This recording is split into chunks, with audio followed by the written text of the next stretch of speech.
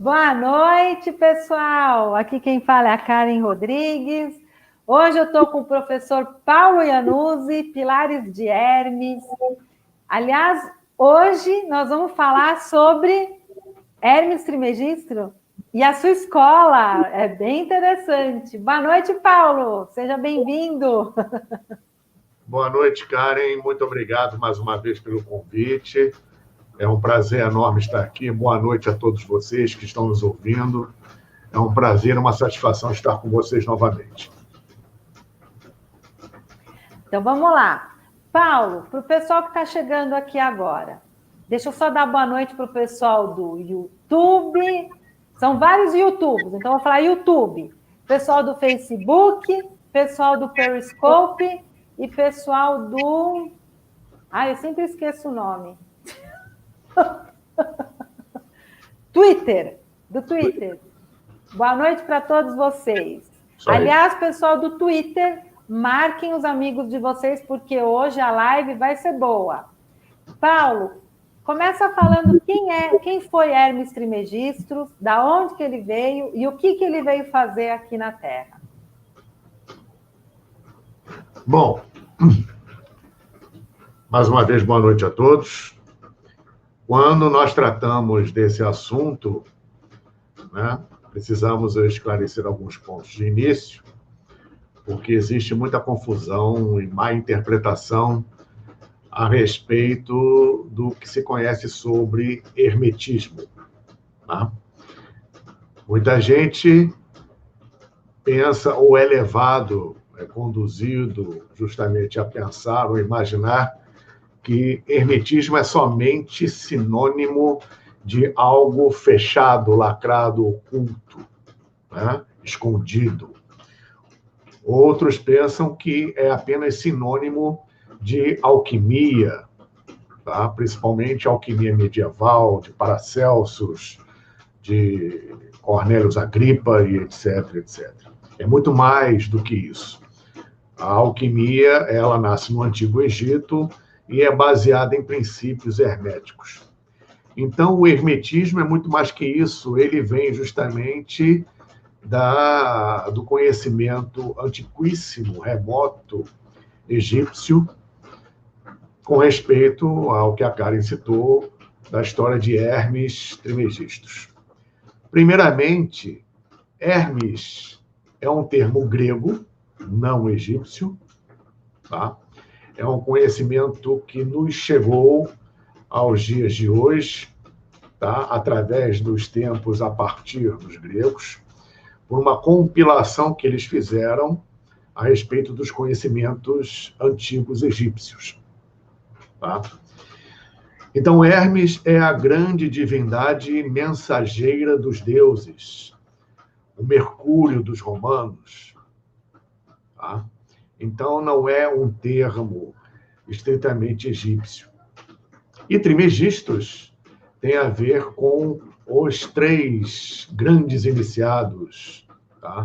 Ou a simbologia da trindade, da unidade que se manifesta de forma trina, né? O 3 vezes grande e os 3 vezes oculto. Tá? Essa compilação que nós recebemos dos gregos, na verdade, como disse, é baseada em princípios de conhecimento antigo egípcios herdados da antiga Atlântida e se baseiam em 3 obras, 3 publicações ou 3 princípios de pesquisa e de conhecimento oculto, que são a chamada Tábua de Esmeralda, Corpus Hermeticum, que é um tratado filosófico fantástico, e o Kybalion, que detalha as 7 leis fundamentais do universo. A base dos princípios herméticos começa aí. É muito mais profunda, muito mais abrangente, tem a ver com o princípio cabalístico da numerologia cabalística. Os princípios herméticos são pai e mãe de praticamente tudo que nós conhecemos hoje, em termos de Oriente e Ocidente, baseado na filosofia, arte, ciência e religião. Tudo que nós encontramos em termos de significação oculta, esotérica, espiritual, espiritualista, científica, metafísica, em todas as religiões e princípios de estudo da espiritualidade, vem dos princípios de Hermes Trismegisto, das escolas antigas de Hermes. Tá? Tudo que nós encontramos, repito, tudo que nós encontramos hoje em dia é baseado nisso. O universo, ele inteiro, funciona sob estas leis. A partir dessas leis, nós vivenciamos o que, no materialismo atual, chamamos de ciência, que é uma ciência com C minúsculo, infelizmente, oriunda da grande ciência antiga, hermética, com C maiúsculo. Então, se retrocedermos no tempo, primeiramente vamos constatar o que hoje em dia é praticamente certo por parte dos cientistas, historiadores, arqueólogos, com respeito à antiguidade das civilizações antigas ser muito maior do que se aceita ainda oficialmente. E dentro disso, óbvio, esses conhecimentos são para lá de milenares. Então, para vocês terem uma ideia do que eu estou falando, existe um consenso, existe já uma diretriz há muito tempo acadêmica, né? Não estou falando nem mais de algo transcendental ou algo hermético ou esotérico, no bom sentido da palavra, no sentido certo e sério da palavra.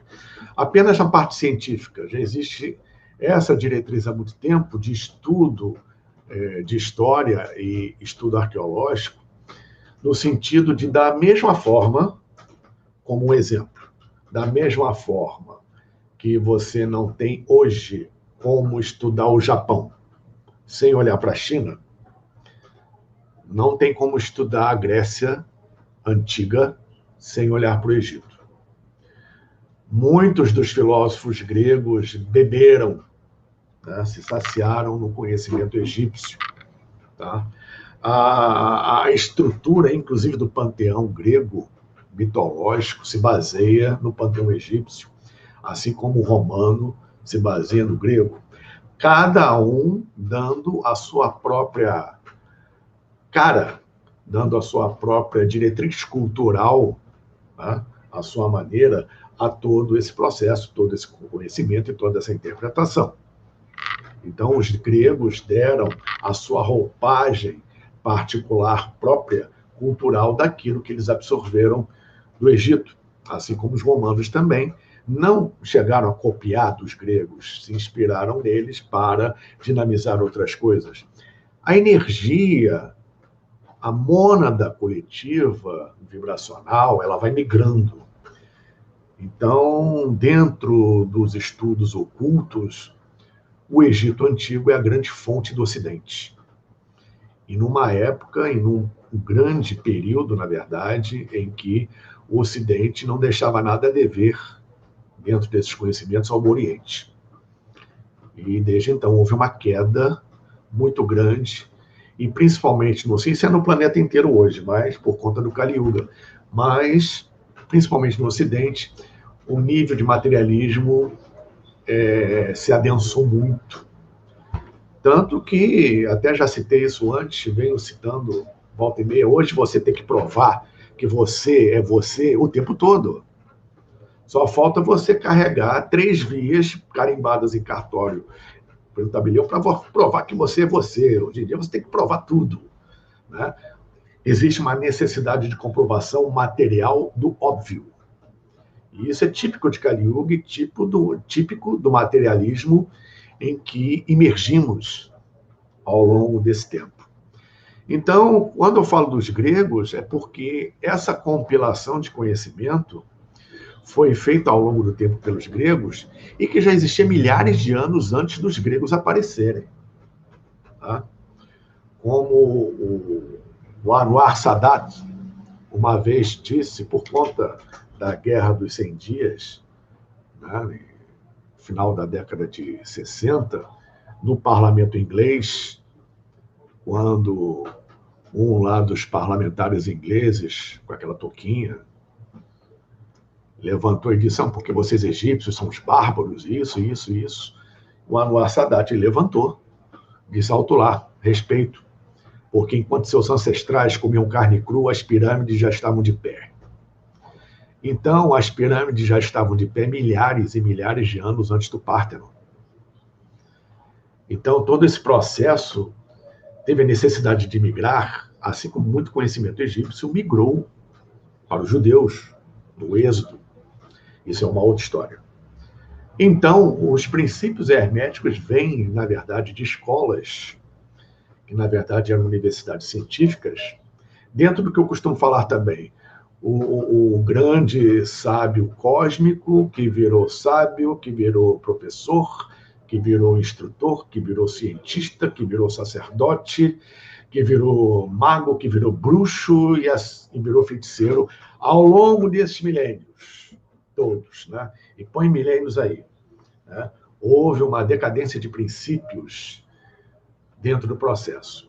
E quando, na época que os deuses, os anjos, pelas escrituras sagradas, conviviam com os homens, aqui, em corpo físico, encarnados, onde não havia nem necessidade de escrita, porque a assimilação desses conhecimentos cósmicos universais era direta, o que o hindu, o Veda, chama de Satya Yuga, Idade do Ouro, foi o tempo em que, no Egito, como em muitos outros lugares, oriundos da Atlântida antiga, né, nós vemos a figura de Tehuti, que é o nome egípcio para o que nós conhecemos em grego como Thoth, o deus da sabedoria, a deidade relativa à escrita, à ciência e ao conhecimento.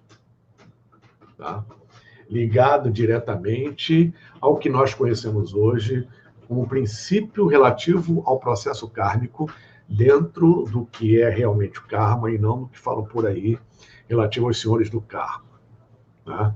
Pelo entendimento antigo egípcio. Nós temos a mesma estrutura de explicação do outro lado do mundo.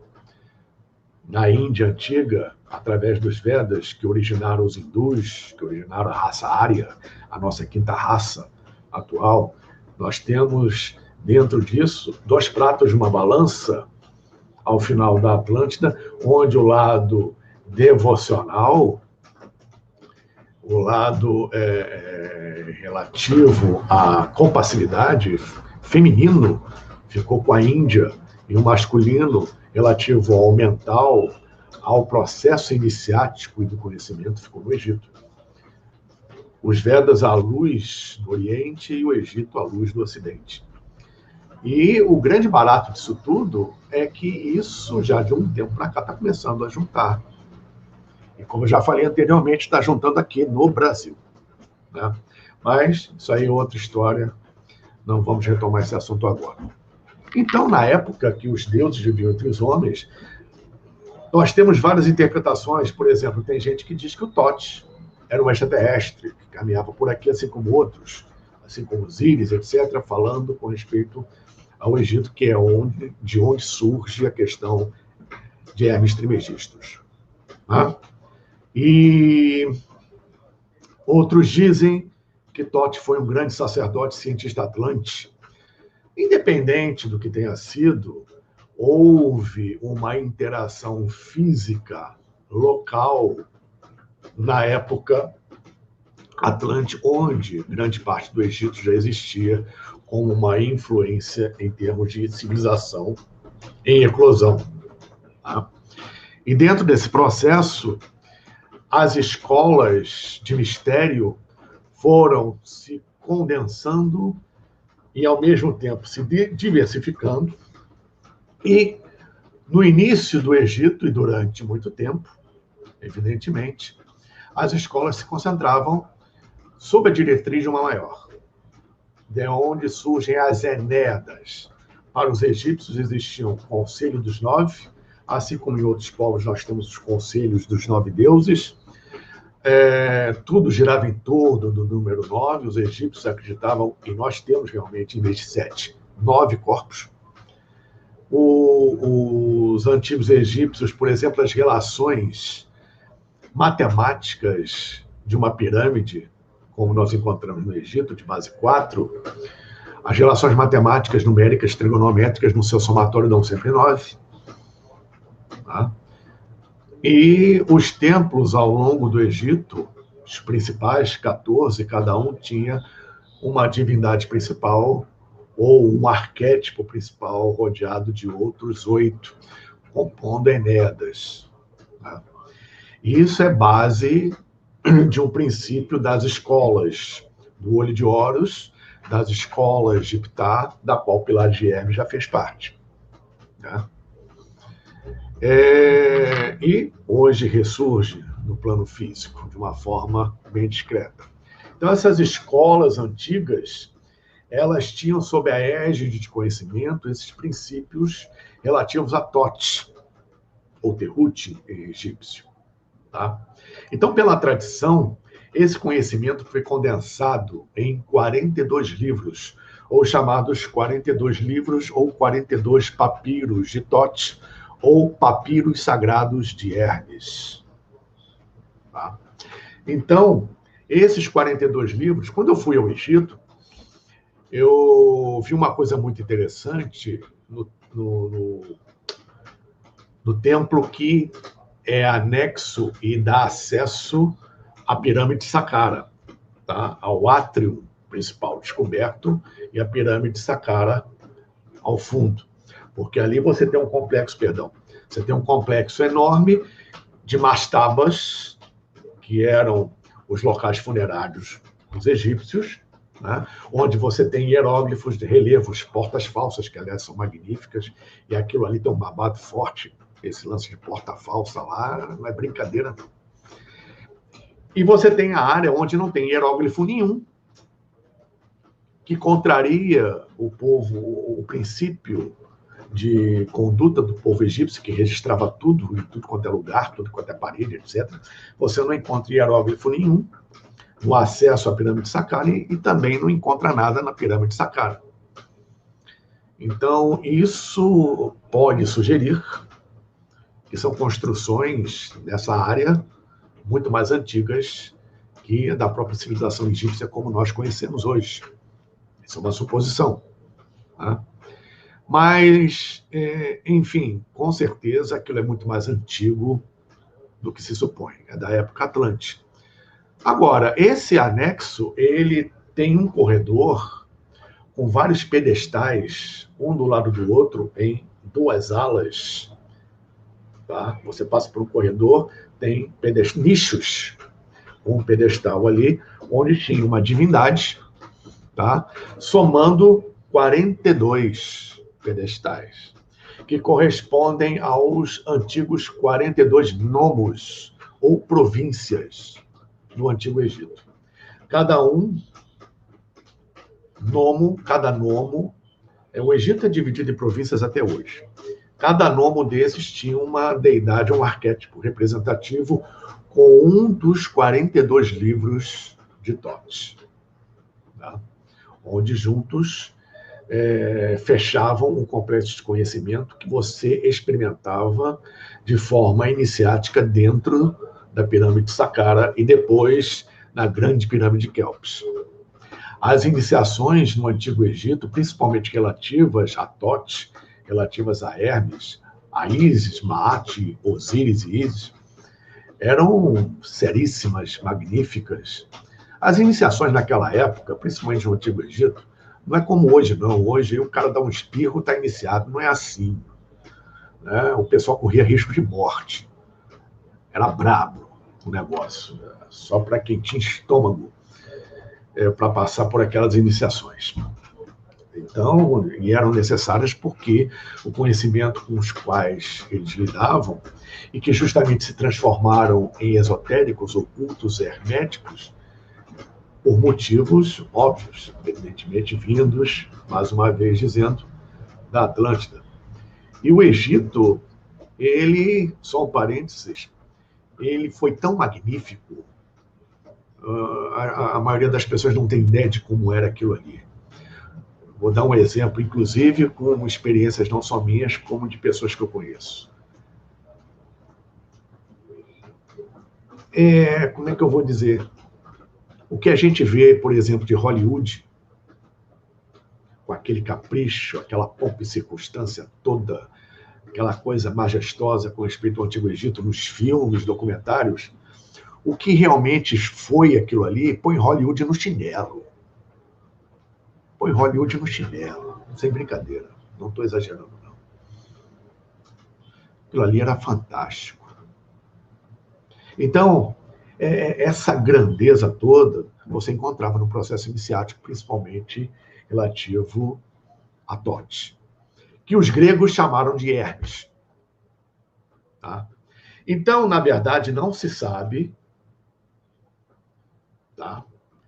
Principalmente dentro do conhecimento mais velado, se realmente esse princípio foi arquetípico, o que entendemos hoje como Hermes Trismegistus, o 3 vezes grande, foi uma pessoa, foi uma deidade, foi um arquétipo, ou foi uma pleiade de sábios, sacerdotes e hierofantes, o que é bem mais provável. Tá? E essa pleiade de sábios e hierofantes, porque no Antigo Egito existia, primeiro não existia a figura do guru. Para o entendimento deles, cada um, obviamente, com apoio, cada um tinha que trilhar o seu próprio caminho de conhecimento. Em muitos momentos, experimentar isso sozinho. Né? Então, eles cortavam qualquer pensamento relativo à pessoa comum, um indivíduo não desperto, não iniciado, fazer alguém de guru. Né? Não era a tônica da civilização. E dentro disso você tinha, tanto no lado masculino quanto no feminino, não existia machismo no Antigo Egito, tanto que algumas mulheres chegaram ao trono. Tá? A mulher no Antigo Egito era muito valorizada, tinha posições quase iguais às do homem, tá? Mas era obedecido, compreendido na sua real natureza, um princípio masculino e um princípio feminino. Tanto que as primeiras escolas vindas de Hermes, né, que foram dinamizadas pelas escolas do Sr. Ptah, né, tratavam em todos os sentidos com respeito ao ensino, à orientação e ao governo estatal, temporal e ao governo espiritual, sempre o casal. Tá? Coisa que com o tempo no Egito se perdeu e a Renatan tentou recuperar, que era algo de princípio das primeiras dinastias, relativa à escola de Anu, que é a escola de Heliópolis, a escola de Ra. Muito bem. Isso tudo está dentro do princípio hermético das escolas de Ptah, que vem das escolas de Totes. Tá? Então, na verdade, existiu o sacerdote, o grão sacerdote, o sumo sacerdote e o hierofante. Hierofantes eram raríssimos no Antigo Egito. E eram eles, junto com alguns sacerdotes, que, na verdade, mandavam no Egito, junto com o faraó, até muito mais que ele. Embora todo faraó, todos, sem exceção, foram grandes iniciados. Tá? Perdão. Agora, existiu uma figura que hoje é atribuída a Hermes Trismegistus, como se fosse ele, embora não seja, mas foi um dos principais ícones da escola hermética, ou a escola de Tote, né, que foi Imhotep, o famoso Imhotep. Quem foi Imhotep? Imhotep, ele foi um hierofante, vizir do faraó Djoser, grande iniciado. faraó da segunda dinastia egípcia, né? Em tese, atribuída a ele a construção, o desenho, o planejamento e a construção da pirâmide de Saqqara. Em tese, porque a pirâmide é muito mais antiga e não há nada que obstaculize o pensamento de que Djoser e principalmente Imhotep tenham sido anteriores à data aceita atualmente, ainda. E Imhotep era tipo um Leonardo da Vinci da época. O cara fazia de tudo. Super inteligente, etc. Até vou contar aqui uma historinha rápida, que eu acho que vale a pena. Houve um período de grande seca no Egito. Teve um período no Egito, logo no início, que o Egito quase foi extinto. Ele ficou por um fio, porque foi uma seca que arrasou o Egito e que durou muito tempo. A civilização quase foi exterminada. Tanto que depois dessa seca, quando o Egito se recuperou, eles voltou em outros moldes. E a gente conhece hoje em dia mais o resultado desses moldes novos do que os de antes dessa seca. E o Egito era diferente. E nessa seca, nós temos associações muito interessantes, porque numa ilhota, no Antigo Egito, numa pedra, está uma placa, que, além da placa de Narmer, essa placa fala sobre essa seca. E o texto é muito parecido com o chamado sonho de José, quando ele sonhou das 7 vacas gordas e 7 vacas magras, estabelecendo justamente o período de abundância e viria depois o período de seca, que o período de abundância era para justamente juntar alimentos, etc. Todos conhecem essa história bíblica. Então, essa história bíblica tem uma versão egípcia muito anterior dessa época aí de Imhotep.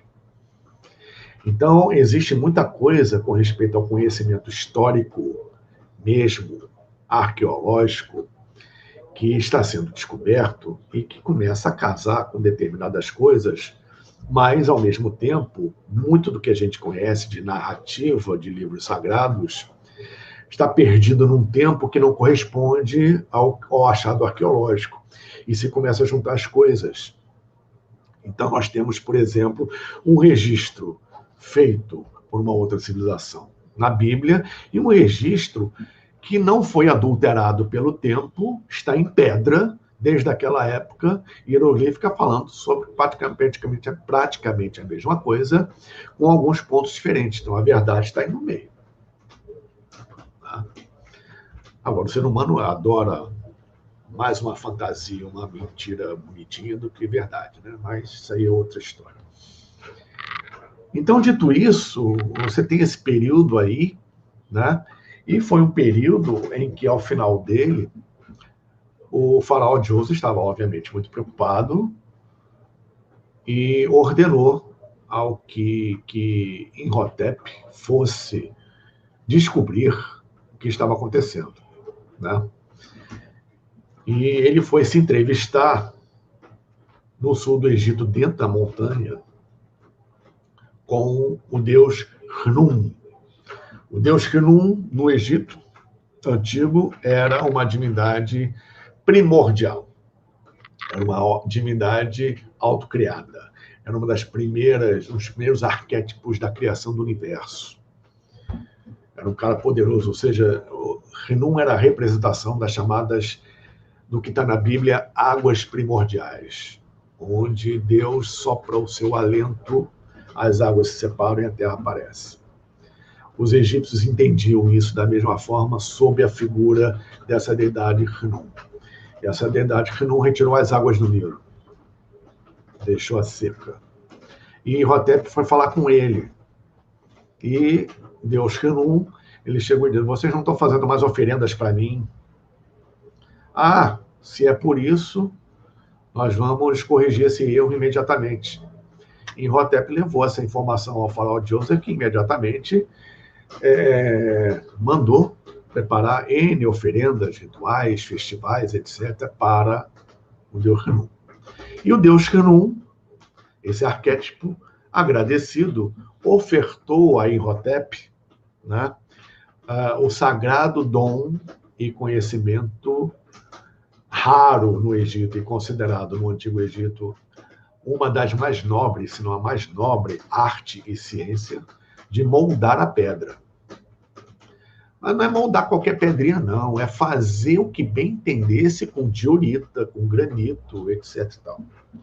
Tanto que nós temos no Museu do Cairo, até hoje, e no Museu de Luxor, peças lindíssimas daquela época, ou seja, tem mais de 4.000 anos, de ânforas vazadas por dentro, totalmente funcionais, pratos, cuias, albidares, panelas de diversos tamanhos, funcionais, em diorita. E só diamante corta diorita. Como temos aqui na Bolívia, a cidadela de Pumapunco, do lado de Arhuanaco, tudo diorita, com cortes precisos, onde você vê o corte a microscópio, não foi feito a laser, não foi feita a água, não foi feito por nada que se conheça. Imhotep dominava o molde da diorita. Aí vamos analisar. Vamos analisar. Imhotep vai se entrevistar com uma divindade primordial dentro de uma montanha, que, ao final das contas, lhe oferece tecnologia.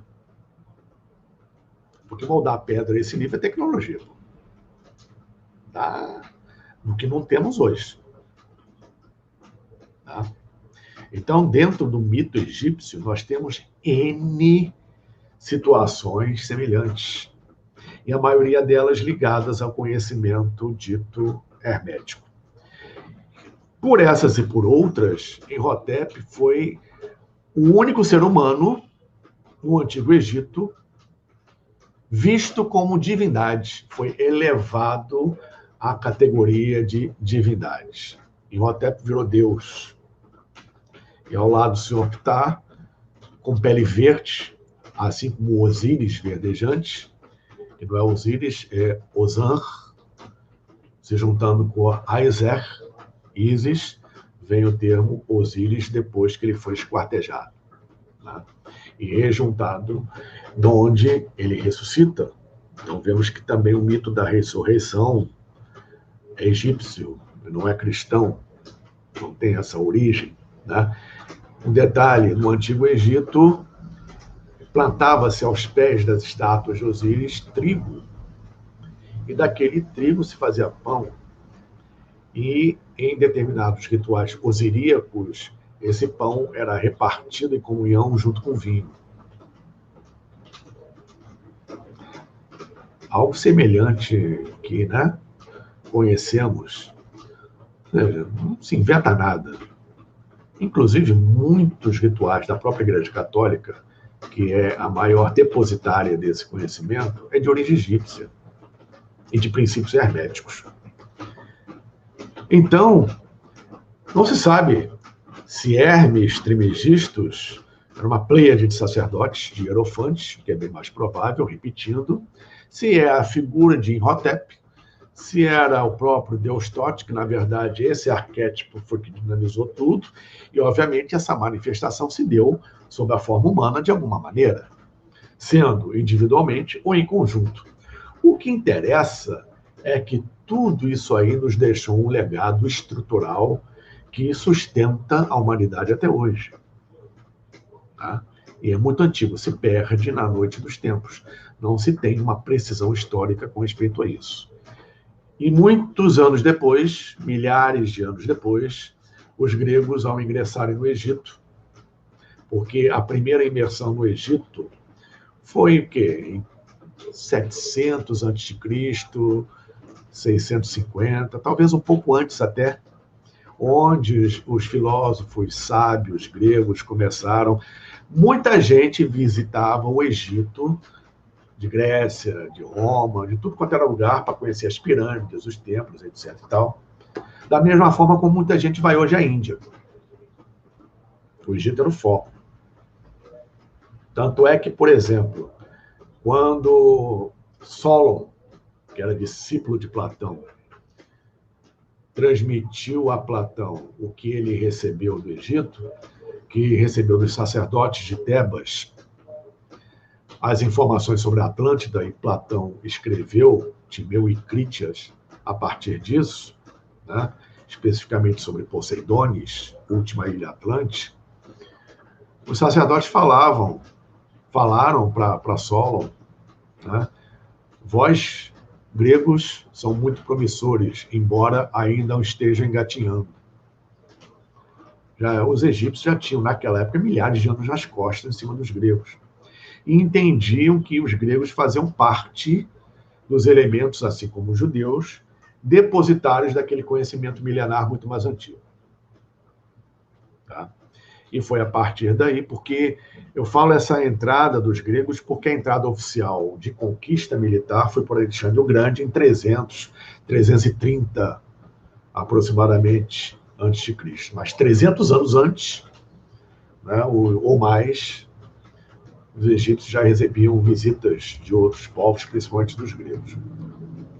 Nesse sentido. E a partir daí houve essa compilação de conhecimentos que conhecemos hoje a partir da nomenclatura grega como Hermes ou Trimegistus, ou 3 vezes grande, ou 3 vezes iniciado.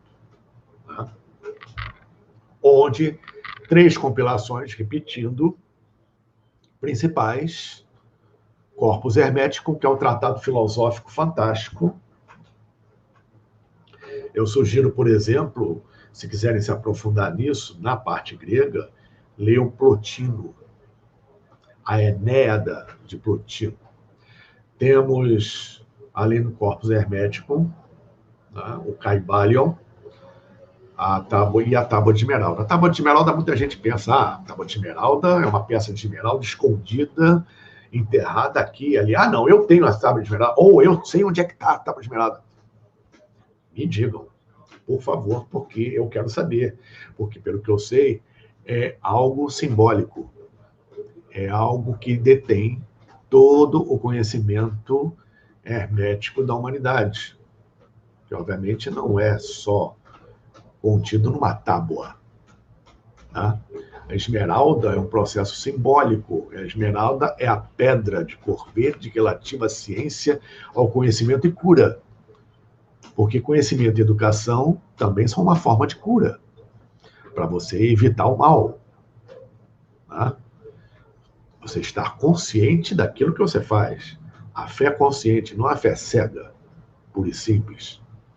Então, são princípios muito interessantes. O Caibalion, por exemplo, vou resumir o que seria o Caibalion dentro das 7 leis. Se vocês observarem, existe a primeira lei do Caibalion. Tá? Vou dar um exemplo aqui, rápido, outro parênteses. Se vocês estudarem, se vocês pesquisarem a vida de Akhenaten, se vocês pesquisarem a vida de Jesus, os escritos de Jesus e do Buda, não quero nem falar em outros, vocês vão ver esses princípios herméticos e o do Caibalion ali. Se você pegar os 8 princípios de Buda, né? O chamado princípio óctuplo de conduta, né? Que é o pensamento correto, a ação correta, a fala correta e assim por diante, você vai ver que os 8 itens do Sermão da Montanha tratam praticamente da mesma coisa. E está baseado no Caibalion, onde, retomando, a primeira lei é a que origina todas as outras 6, que é a lei do mentalismo. Todo o universo é mental. Nós somos uma mente. Mente não é, nesse sentido, nessa interpretação, somente raciocínio lógico ou intelectualidade. Nós somos uma grande mente. Todos os nossos corpos juntos, formando um ser integral monádico, cósmico, isso é uma mente. E essa mente está dentro de uma grande mente, que é a mente de Deus. Nós somos uma concepção da mente de Deus, fruto do pensamento e da vontade de Deus em manifestar esse pensamento. É o todo, nós somos o tudo, nós temos tudo aqui dentro. Estamos inseridos no todo. A mente dentro da grande mente, que é o próprio multiverso multidimensional, que é... na verdade, eu não falo nem Deus, porque Deus é uma palavra que limita Deus. Por isso que ele é o inominável. O Ayin, Ayin Sof, Ayin Sofur. Então, não tem nome.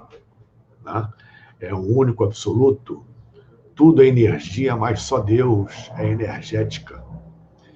E qualquer nome que se dê a Deus já o limita, o que isso não existe limitar Deus. Então, como a grande mente, que é algo também limitador, mas é mais profundo do que simplesmente o termo Theos, ou Deus, tá?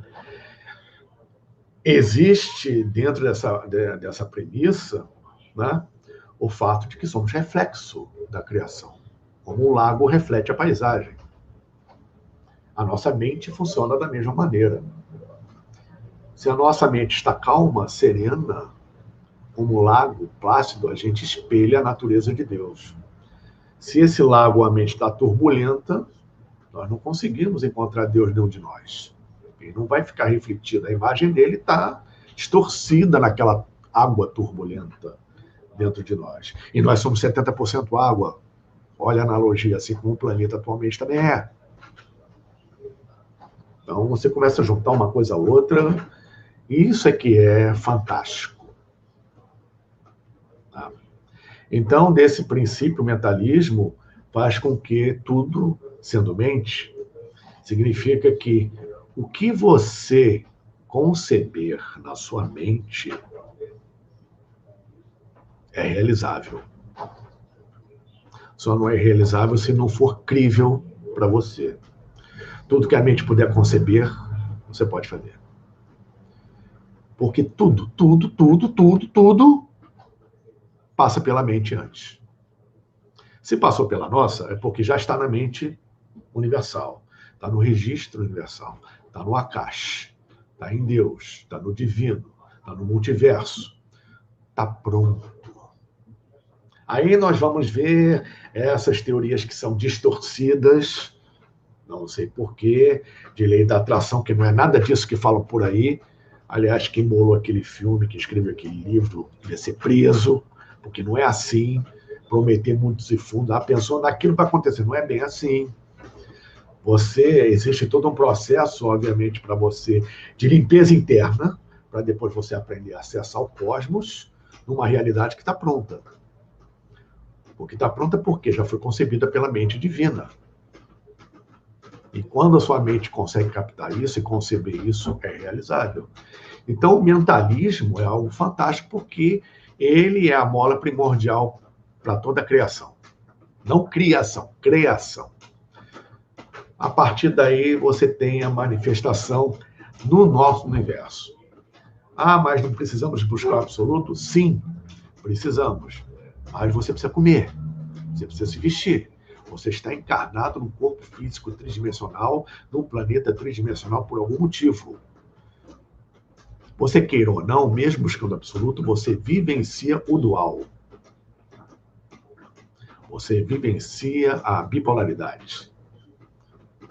Você vivencia a evidência do Sol no fundo negro do espaço. Você vivencia a letra branca, a letra preta no fundo branco. Um precisa do outro, um se complementa. Então, nós temos os princípios que partem do mentalismo a partir daí. Que, como segunda lei do Kybalion, que é algo realmente muito interessante, líquido e certo, assim como está em cima, está embaixo. De forma proporcional, análoga, não igual, mas que funciona. Então, se você observar e sentir isso funcionando, compreender esse princípio, você pode eliminar o sofrimento. Porque você percebe que, proporcionalmente, o que acontece lá se reflete aqui. Assim como está em cima, está embaixo, assim como está embaixo, está em cima, de uma forma semelhante, análoga e proporcional. A partir daí, nós temos o terceiro princípio, que é o princípio da polaridade. Ou seja, o que é que polaridade é? Dois extremos de uma mesma coisa. Tá? Você não pode ter, por exemplo, dois extremos de coisas diferentes. Tem que ser uma coisa igual. A temperatura. Quais são os extremos da temperatura? Frio e calor. Tá? Então, ou uma hora está frio, ou uma hora está calor, ou então, nesse equilíbrio você tem uma temperatura amena.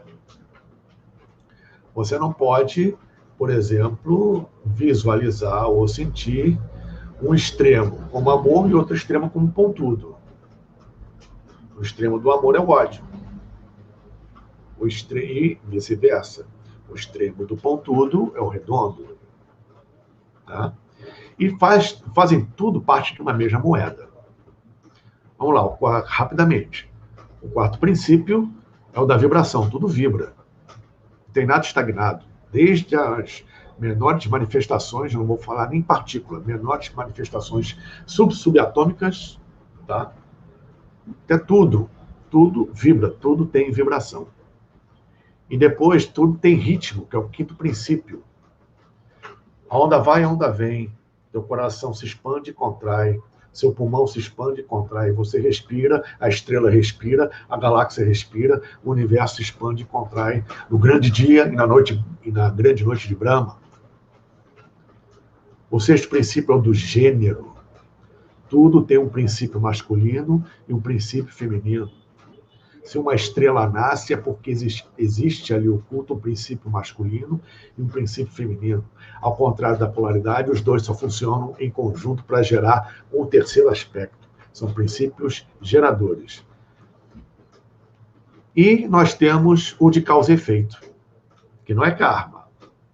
Causa e efeito, dentro desse processo, vai originar 12 aspectos, onde o karma é um dos 12.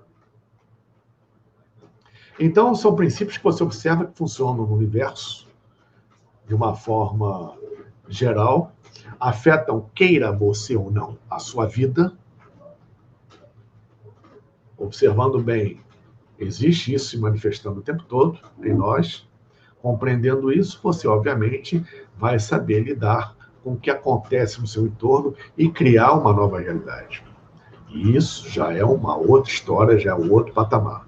Mas isso tudo é um resumo dentro dos princípios herméticos e dentro do conhecimento das escolas de Hermes Trismegistus e como Pilares de Hermes e muitas outras escolas que se originam dela. Acho que chegamos no tempo, né? Sim.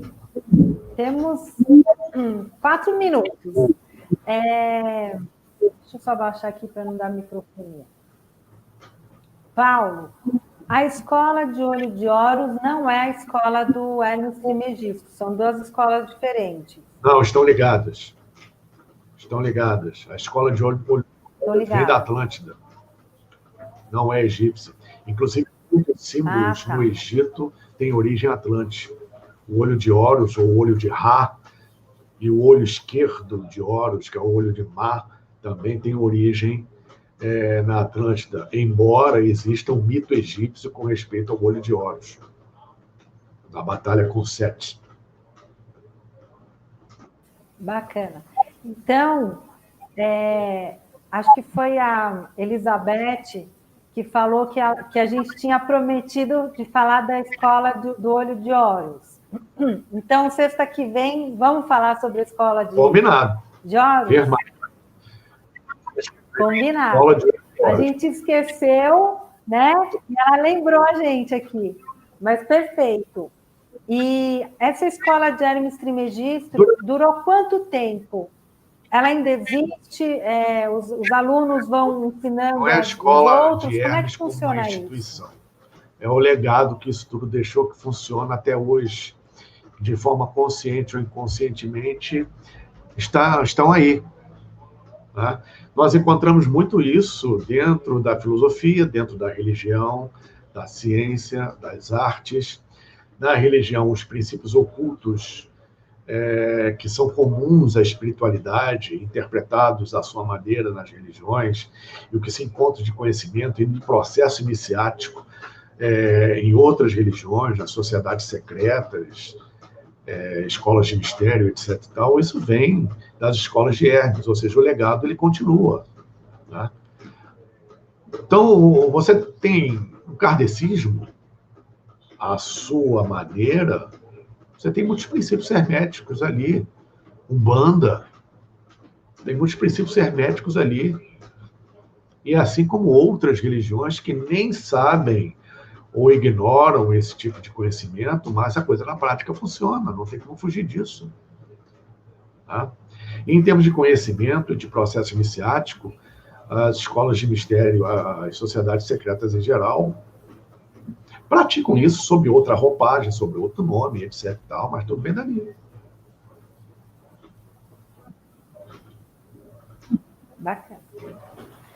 Já chegou o policial. O Dorinho está entrando aqui. Paulo, quero te agradecer bastante. Para a gente sempre é uma aula. Aliás, pessoal, depois se vocês quiserem, o Paulo, eu sempre no final dos vídeos eu coloco os contatos dele. Ele dá aula e cursos sobre isso, tanto que era meu convidado de quinta-feira, que é o dia Nave Galáctica, e ele não pode, porque ele dá aula, né? Então, aí eu falei, não, a gente precisa de você aqui no meu canal. Então, ficou para toda sexta-feira, e a gente está alugando o Paulo aqui. Até a gente aprender tudo. Karen, para mim é sempre tudo. Um prazer, uma satisfação, você sabe disso, é de coração que eu estou aqui. É um prazer enorme estar com vocês e contribuir da melhor forma possível, dentro das minhas limitações. Eu que agradeço. Não só a Gratidão, Paulo, gratidão. Pessoal, a gente vai se despedindo, porque senão começa a cair o Periscope, esqueci o nome da outra plataforma, que eu sempre esqueço. Mas semana que vem a gente está de volta com o Paulo. Tá bom? Paulo, vamos combinar às 9 horas Perfeito, toda por mim tudo bem. sexta-feira? Então, toda sexta-feira às 9 com o Paulo, porque a gente tinha o horário das 3 às 9, né? Por causa da grade do combinado. Então, ficou para as 9. Dia 28, Gratidão, às 9 da Paulo. noite, sobre a Escola do Olho de Horus. Arrasou! Babadeira, gente. Vamos marcar o pessoal para todo mundo acompanhar. Deem like, compartilhem, assinem nossos canais, porque o Paulo também tem o canal dele. Qual é o teu canal, Paulo? Pilares de Hermes. Assinem todos, porque, gente, temos que aprender muito para a gente poder passar bem nessa transição. Lembra quando a gente tinha que passar de ano na escola? A gente vai ter que estudar agora para passar de ano nessa transição, para todo mundo evoluir. Paulo, bom fim de semana para você, bom fim de semana para todo mundo, e beijo de luz para todos vocês. Até semana que vem. Beijo, Paulo. Gratidão. Ponham meias nesse frio. Beijo, tchau, tchau.